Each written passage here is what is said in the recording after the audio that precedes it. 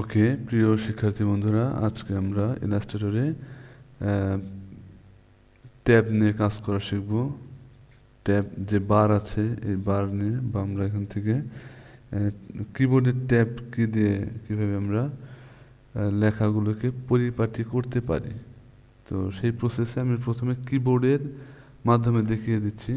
আমাদের এখানে সিম্পল কিছু লেখা আছে, name clone without spacing Sakib, এভাবে আমি প্রতিটি লাইন লিখেছি। নিচের দিকে আরও কিছু লেখা আছে, দুইটা নিয়ে আমরা কাজ করতে যাচ্ছি এখন।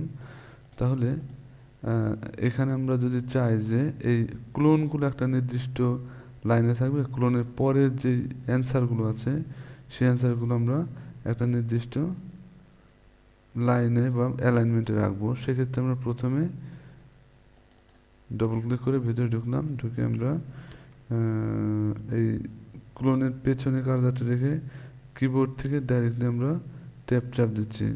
1 2 3 4, আচ্ছা 4টা দিচ্ছি। সাকিব কথাটাকে আমি একটা দিচ্ছি, একটা।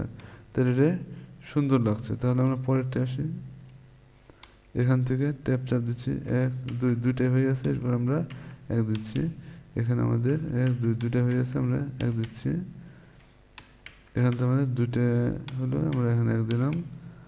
এখানে আমাদের অ্যাড্রেস হলো, এখানে ডেট অফ বার্থ, এরপরে এই বাংলাদেশে।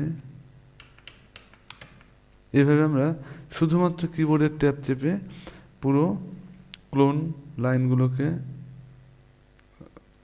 একটা নির্দিষ্ট অ্যালাইনমেন্টের ভিতরে রাখতে পারি। এখানে আমাদের কিছু সীমাবদ্ধতা আছে, যে আমরা যদি চাই যে সবগুলো একসঙ্গে মুভ করব, সেক্ষেত্রে আমরা এই ক্ষেত্রে পারছি না। এক্ষেত্রে আমাদের আলাদা করে করে এভাবে ডিলেট ব্যাক স্পেস চেপে চেপে এটা আমরা ঠিক করতে পারি। কিন্তু আমরা যদি চাই যে একটু অ্যাডভান্স ওয়েতে কাজ করব, তাহলে আমরা বাটনের সামনে আবার এখানে এই স্পেসগুলোকে আমি 0 করে দিচ্ছি।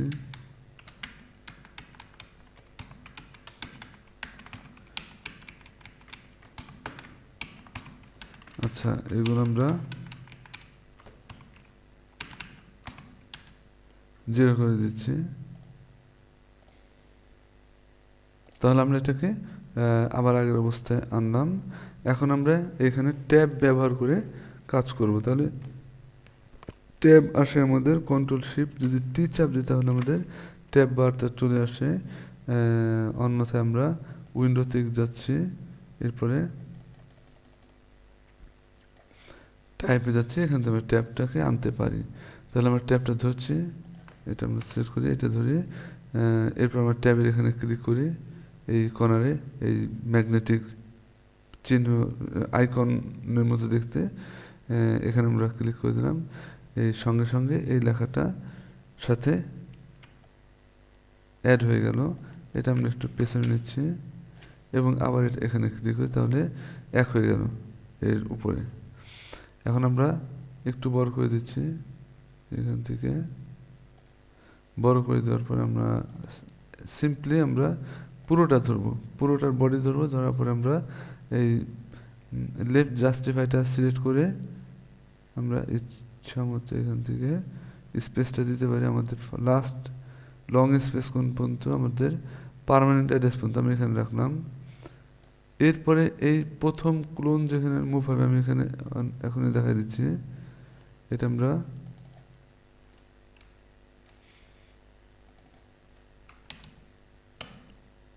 মুভ করছি, এগুলো মুভ হচ্ছে, এগুলো মুভ হচ্ছে। আবার এখান থেকে জাস্ট আমরা মুভ করে দিই।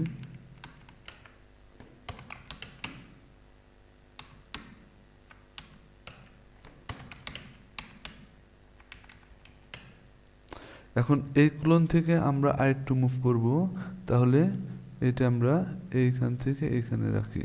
এটা আমরা প্রথমেই করতে পারতাম, শুধু বোঝানোর জন্য আমরা দেখিয়ে দিলাম। এইখানে সাকিব এখানে মাউস কার্সার রেখে ট্যাপ চাপ দিচ্ছি, এটা যথারীতি আগের মতো মুভ হচ্ছে।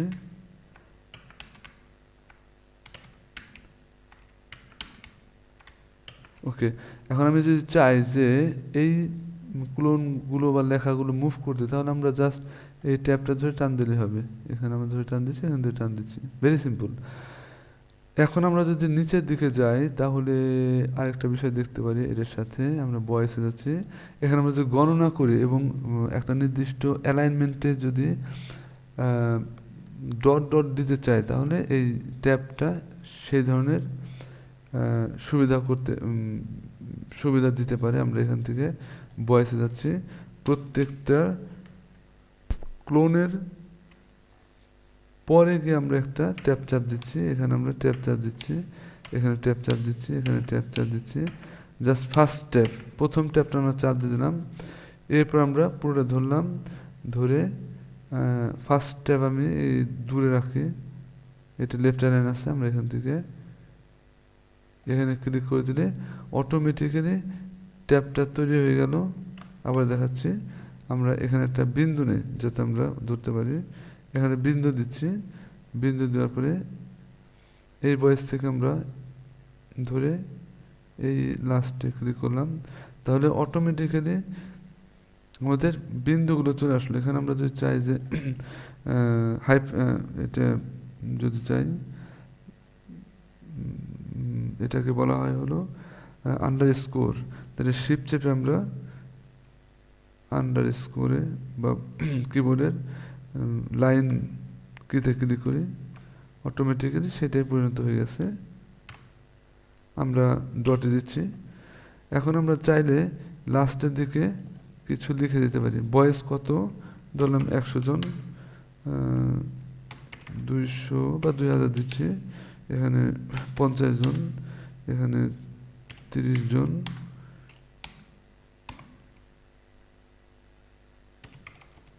200, এখানে আমরা 500 দিচ্ছি। ওকে, এখানে একটা ব্যাপার হলো যে আমরা দেখছি যে এই অ্যালাইনমেন্টটা লেফটের দিকে সমান হয়ে আছে, তাহলে আমরা চাইলে এটাকে রাইটের দিকেও অ্যালাইন করে দিতে পারি। এরপর আমরা চাইলে এটা মিডিল করে দিতে পারি, এটা রাইটের দিকে সমান আছে, এটা মিডিল করতে পারি, এটা মিডিল হয়ে গেল। তাহলে আমরা লেফট রাইট মিডিল এটা করে কাজ করতে পারি। এইটা আমরা যদি টান দিই এদিকে তাহলে এটা বাড়ছে, বাট আমরা যদি চাই যে এটা টান দিতে, এটা টান দিলে মূলত লেখাগুলো রাবারের মতো ডানে বায়ে বড় হচ্ছে। যদি আমরা এই ট্যাপটা ধরে টান দিই তাহলে আমাদের ওই 100গুলো মুভ হবে, সাথে আমাদের ডটগুলো চলে আসবে। তো এইটা ছিল আমাদের এই ট্যাবের অ্যাডভান্স ব্যবহার। আশা করি সকলে বুঝেছ এবং এইটা প্র্যাকটিস করে নিজেরা এটাকে পুরোপুরি স্কিলটা কমপ্লিট করো।